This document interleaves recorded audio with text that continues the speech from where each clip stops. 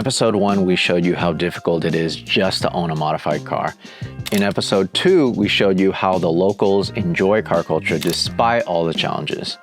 In this episode, I wanted to highlight some collections in Hong Kong, or at least the ones that we were able to show on camera.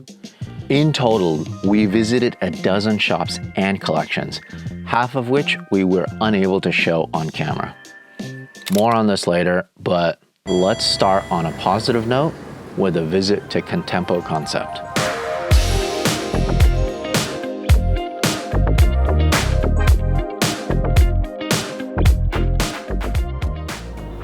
This is number 9. Yeah, number 9. Jeez. Yeah. So at one point I had 2 Zetoons, but then I sold the other one to Germany. And that guy takes it to the ring. Do you regret it? No. Oh, price-wise, yes. Because I bought both of them in 2016. I sold one in 2017, which was not a wise decision. This is the ultimate. This is the top. And then, of course, you have the ultimate JDM hypercar, LFA. Did you have to do anything to this? You know, funny enough, I bought it off my friend who has 2. Official number is 58 of the Nürburgring. I bought this car off my friend, and then I looked it up on the registry. This turns out to be number 1. This is the first ever Nürburgring. Yeah, this first Nürburgring. Of course you have the first one. No, it's just by accident. I bought the car and I just checked the chassis number. I was like, oh, there's number 1. What a happy accident. It is an accident, and so it's not driven much. I think it's, we need to get the keys, 200 kilometers.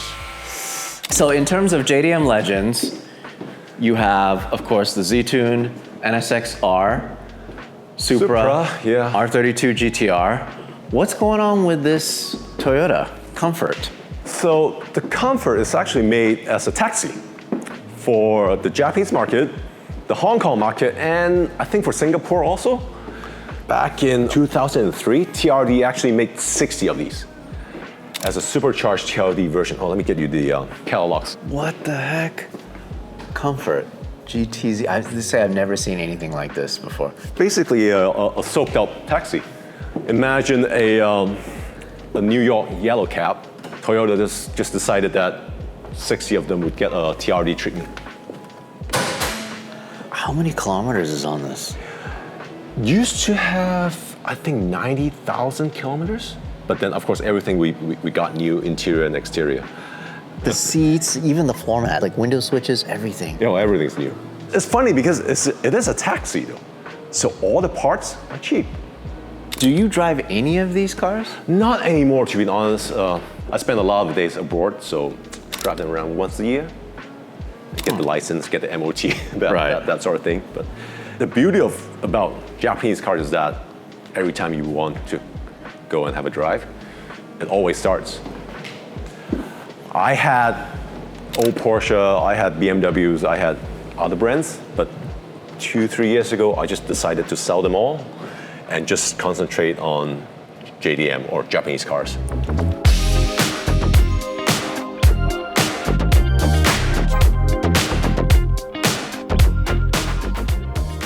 So what's the story behind this? The interesting story was that when I bought the Z-Tune, there was actually a 400R right next to the Z-Tune. So I was so mesmerized by the Z-Tune, I overlooked the 400R. It was a blue car, 6,000 kilometers. And that was very cheap. I didn't buy it.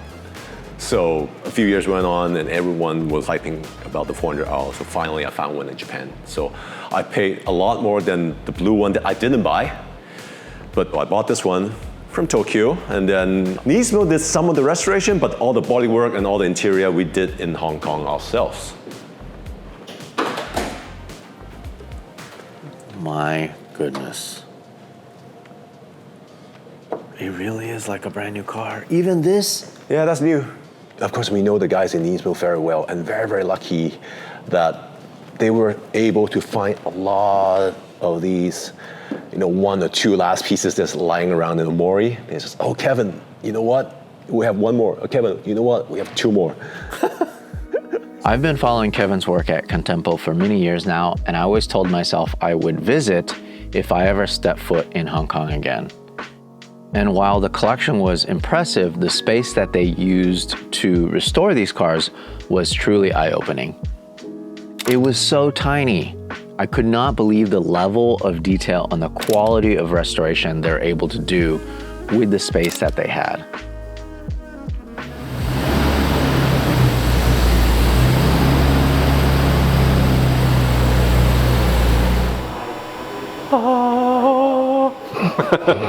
It blows me away how much you guys are able to do here. I understand that for Hong Kong standards, this is a big space. You're able to work on a lot of cars. You have car storage here. Right, yeah. And you have 2 R34 Nismo CRSs. 2, not 1, 2. This one has an R4 engine, which I've never seen before. So what's the story behind this? Why do you have these here? We learned about the CRS program many, many years ago, and basically we just told Nismo that, hey, we want to build a few CRS. So basically we paid a deposit to get the build slot. So we started, oh my God, 5 years ago with our first car, which was a Bayside Blue R34, and it had the R2 engine. So that was the first one. Midnight Purple was second, hence the R3 engine. The gray one is the latest one, and hence the R4 engine. So basically, it's a timeline of Nismo releasing their engines. How does the math work? Why does it make sense for them to be stored here in Hong Kong with you? Why not just store them in Japan? Oh, because, well, we paid our own money to buy these cars ourselves as our own stock. Got it. So the car came from Omari to Hong Kong, and then Hong Kong we find the new buyers, and then it's here. Part of it is because you already knew, you had the foresight that these were gonna go up in price. Because we had the Z-Tunes. But to be honest, this is a much better car to drive than the Z-Tune. Right. The suspension is a lot better. Sax on that one is really crashy. The Z-Tune has all the carbon reinforcement. The chassis is so rigid, it's just impossible to drive. And this has a better brakes, the R35 Brembos. Engine, the torque curve is actually a lot more friendly. The power comes a lot lower in the RPM range. So, as a modernized Audi 34, this is much better than the Z-Tune actually, to drive. These are just so much better than what the R34 was ever. Yeah. And its history. I mean, like you said, even better than the Z-Tune. It is. This is a brand new car. It is brand new, yeah. If you want to drive a modern R34 with good parts with 20 years of R&D, get a CRS, you cannot go wrong.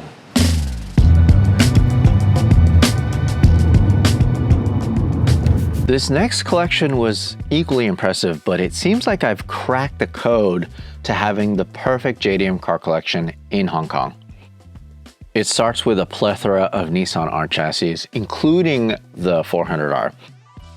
You definitely have to have a Subaru 22B, NSX-R, Mugen RR, FDRX7, S2000, Toyota Supra, and of course a Tommy Mäkinen Mitsubishi Evolution.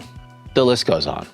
Would you believe I saw 5 collection with almost this exact list of cars? And you can't forget the hundreds and hundreds of bare bricks. Sometimes the bare bricks are worth way more than the cars. All while hiding in a nondescript office building that's been converted into a parking structure, equipped with your very own car elevator. Oh my God. Yeah. This place is crazy. What is it about the skylines that so many of the Hong Kong enthusiasts love? I think it's because our childhood, like we play all the Gran Turismo games and Need for Speed Underground. The GTR is like the best car in the game. So I think that really helps a lot. Because most of the GTR in Hong Kong are imported maybe within this, let's say 10 years. It's more like a hype, I think, for sure. But that's global. So is it more rare for you to find one that was originally sold as a new vehicle in Hong Kong? Yes, very rare. Let's say 32, there's less than 10 of them. For 32s? For 32. But the 34s, there was probably the most. Yeah, probably, yeah. But still, it's not as much as the imported ones, for sure. Tell me about your R32. I imported this from Japan, and then I got the LMGT1 wheels for the car. The car came with a 2.7 internal that was built by Japanese. Oh my goodness. So this car has been done by Turn 3, built in Hong Kong. We strip down the chassis and we do the spot welding for the whole engine bay. I can't believe that. What is the point for you to build it this crazy? Ultimately, I do want to try this car on the track. Tell me about this 400R. This is the second yellow one that I've seen. This car was originally silver. My friend bought it from a Hong Kong collector. And then the car has some issues. And they decided to send it back to Automotive for full restoration. They rebuilt the entire engine. They actually have a documentary of the car when they restore it. They send us a suitcase of stuff, like a booklet, which is this thick. And then they will tell you what has been done to the car. I just can't believe that this is the third 400R I've seen in Hong Kong within 2 days. Yeah. If everybody was wondering where all the 400Rs went, the majority of them I feel like are in Hong Kong. I think there are at least 5 or 7 in Hong Kong, at least. Right. Yeah, from my understanding. And then all of them from what I've seen so far are just so clean. And honestly, the one thing that really sets these apart from the ones that I've seen in Japan and also in the US, brand new heat shield. Oh, brand new heat shield, yeah. And the interior is insane. Like, the fun fact about these interior, the seats, Nismo told my friend they cannot replicate the same material when they are working on the original car, so they recommend using Alcantara instead. And every single panel which was discontinued, they actually paint it and make sure it's in pristine condition before they install it back to the car.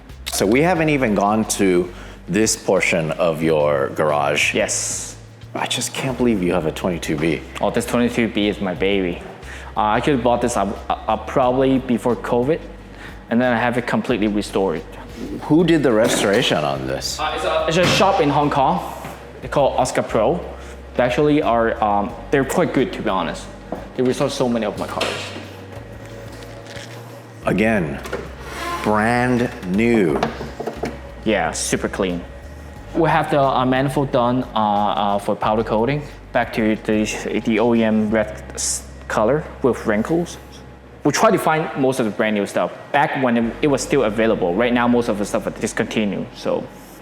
If you're driving this on the street, are people yelling at you like, oh my God, it's crazy, it's a 22B? No, not really. Really? Yeah. Back when I was much younger, I used to collect like Ferraris, like 360 Challenger Valley, 430 Scuderia, 458 Speciale.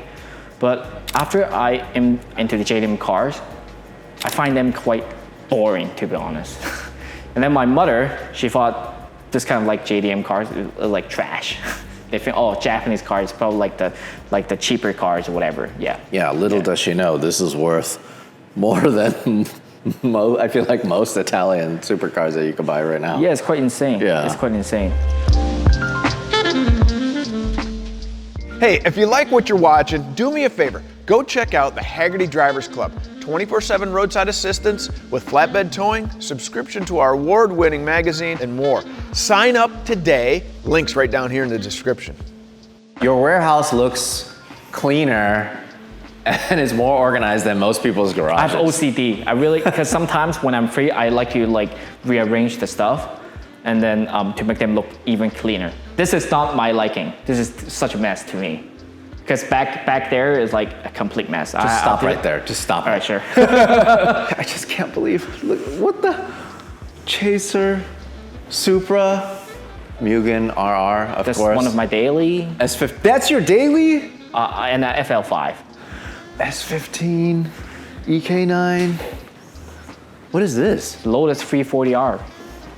It drives so well. It hasn't been restored yet. I mean, the looks are static, but the suspension arm, suspension, all the engine work has been done. It drives so good. It drives like a champ. This begs the question about Hong Kong. It's relatively pretty free in terms of what you're able to drive legally, right? Like you can bring in so many cars. To be honest, comparing to most of the place, yes, but comparing to some place, no. Because in Hong Kong, you cannot really drive left-hand drive unless you have a classic car permit for the car, and then you can drive the car once in a while. Is that why there's no American cars here at all? Like, no offense, I don't think Hong Kong people really like American cars. I mean, they're cool, like, they're definitely badass, but not too many of them, and especially left-hand drive. Right, Yeah. because it would be very difficult for you to convert like a Corvette. Oh to yeah, right-hand for drive. sure, for sure. There's some of them, but not too much. See, I didn't even think about that. That's also probably one big reason why JDM is king, because all the JDM cars are right-hand drive.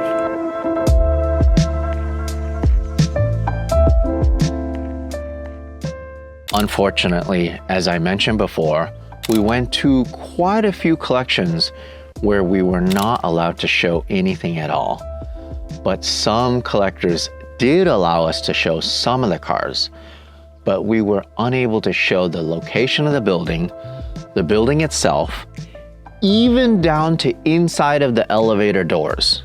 No names, no faces, no problem. Why are these owners so secretive? Well, year after year since Great Britain returned Hong Kong back to China in 1997, it's become more and more like China every single day. These owners are legitimately afraid of getting their cars and their storage places taken away. Most of these cars are still legal for Hong Kong roads, but it's better not to let the government know that they have all of these valuable vehicles, because at any moment it can all be taken away for no reason at all. It's interesting to me because a lot of places in Europe or the US, it's best not to publish where collections are located because the owners are afraid of them getting stolen. But in Hong Kong, car theft is not a big deal. What they're afraid of is the government. I don't know how any of these individuals enjoy cars at all. For this trip, we also wanted to show some of the more humble collections.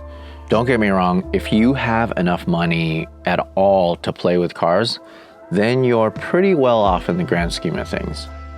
We had a chance to check out Eugene's collection. He actually stores his cars in one of his family's apartment complexes.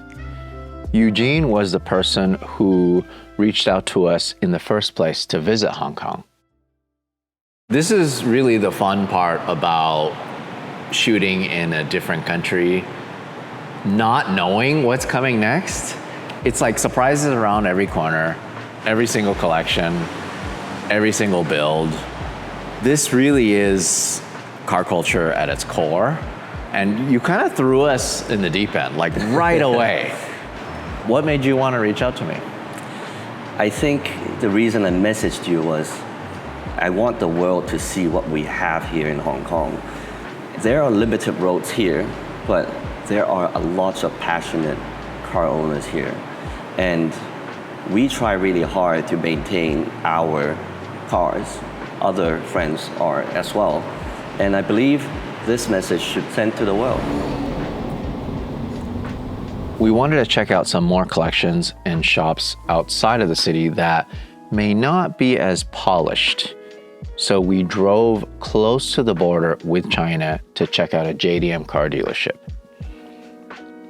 What's going on with this rally car? Okay, this is a Mitsubishi Starion, which is a Group B homologation car. There's not many left in the world, I think maybe probably just 5 of them. Back in the 80s, Hong Kong and Beijing have rally. So this is one of the winning cars. Same model, but not exactly the same car. Right. Yeah, Got it. that one is yellow. So if somebody just walked in here and they wanted to buy one of these cars, they could? Yeah, some other cars, like the normal 964. You got an old Lancia here. Legacy. That's the first STI batch car in Subaru history. This is the Type RS, and this is Type RA version. So this is also the Group A homologation car. What is this? This is Elan, the Lotus Elan. Oh. Yeah. Front wheel drive one with Isuzu engine. Oh, this is the first gen of Fair Lady, all from Japan. And of course, you got a TME. Yeah, TME. Probably one of the ultimate homologation rally cars, huh? Right. As a common gear, which I need to repaint it, I send it back to Japan. I have a classic car rental in Kyoto, especially this type. Oh, really? For the 60s, for 70s. And I have another car rental company in Osaka and Tokyo, which is especially for the JDM 90s. Archie mentioned that he has another car storage place, but we would have to drive through a Chinese military base to get there. So we had to be very careful in terms of what we filmed. So this is like a junkyard / recovery place / storage place. But we pulled up in this Mona Lisa copy S15 is just parked here. But a couple things really caught my eye here. Some kind of Type R wheels, Honda Type R wheels. 180 SX seats that are starting to return back to the earth. We got a bunch of nice Land Rovers here, a bunch of Defenders. But check out this poor S15, also returning back to the earth. Let's check out what kind of motor it's running. What kind of block is this? 2x4 block? Got it, okay.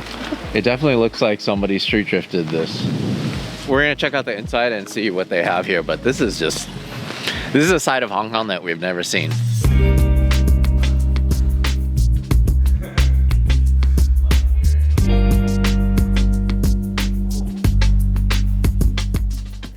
Our last stop for this trip to Hong Kong was probably my favorite because I really wanted to see what it was like for the everyday car enthusiast.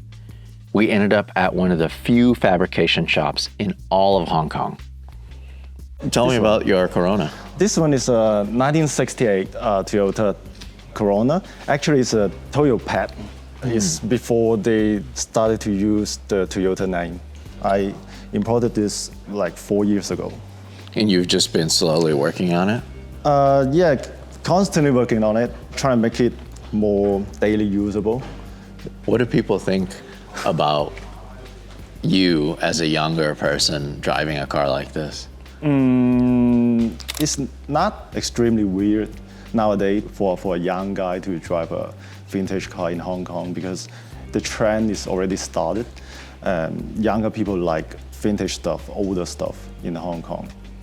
Do you get a lot of attention from the police when driving something like this? Not from the police, from all the people around, like some uncles on the street. And kids, of course, kids, they love this car. What about this one?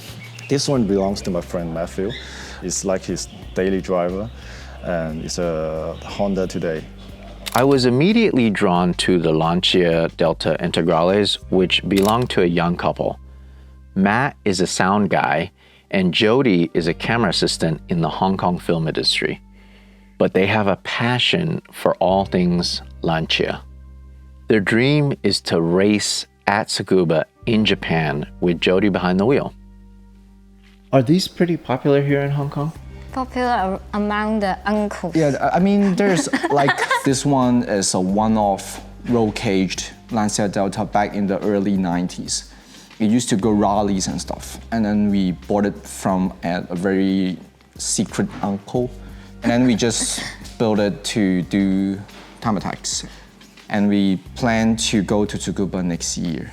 What's interesting to me is we've been here for about a week, right? And we've interviewed a lot of people and we've talked to a lot of people about car culture, but nobody's said anything about shipping their car to Japan to drive on a racetrack because obviously the easy thing to do is to drive your car or ship your car to China to drive on the racetrack. Yeah. Why not at least take this to China to do some practicing? Next week. Next week. This one will be the test bed for us, yeah. And after we test this and then we put all the things back to that car and then we will go ship the car to Japan. And then she will be driving it. We put all our money into this project. I mean, I cry every day because of this. It's one of the biggest financial mistake I've ever done in my life. Don't say that because you're not. Yeah, our biggest financial mistake. My question is, why do you like Lancias? What got you into this car? I just start watching car 2 to 3 years ago. I just love how it looks and how it drive on road and all the stuff about it. Did you grow up around cars? No. Amazing. Are there a lot of other people like you too? Yeah, there's tons of them. I mean, Thomas, he built his own Corona, he rebuilt his own engine. And some of them rebuild bus. Bus. Yeah, I mean, bus. literally bus. The vintage bus in Hong Kong. What you're saying is just normal, everyday car enthusiasts that are more blue collar are able to enjoy cars in Hong Kong just as much as the crazy wealthy. Yeah, depends on the cars. For me, like, the only problem that is halting us from doing stuff that good is machine shops. There's tons of professional Hong Kong mechanics that do welding jobs, that do engine rebuilding jobs very good, but there's not a lot of machine shop. But machine shop is one of the most important thing that we need. Does it make sense for you to ship something like that to Japan for that kind of work? I think it did. If you need to have a bigger bore or something that is custom made, probably if you get shipped to either Japan or even UK, it better to be done. Well, good luck. Hopefully you get that under 1 minute. I mean, for us, progress is already a big thing. I mean, I cried a lot with this car. Even now I want to cry about this. For us, this place is a family. Thomas did a lot of things for us. He's a big man. He's a hero for us. And Hong Kong got a lot of enthusiast people like us. Put their money, effort, everything just to even go to track. I witnessed firsthand that car culture is alive and well in Hong Kong. And it really goes to show no matter what hoops these individuals have to jump through, they will do whatever it takes to do what they love.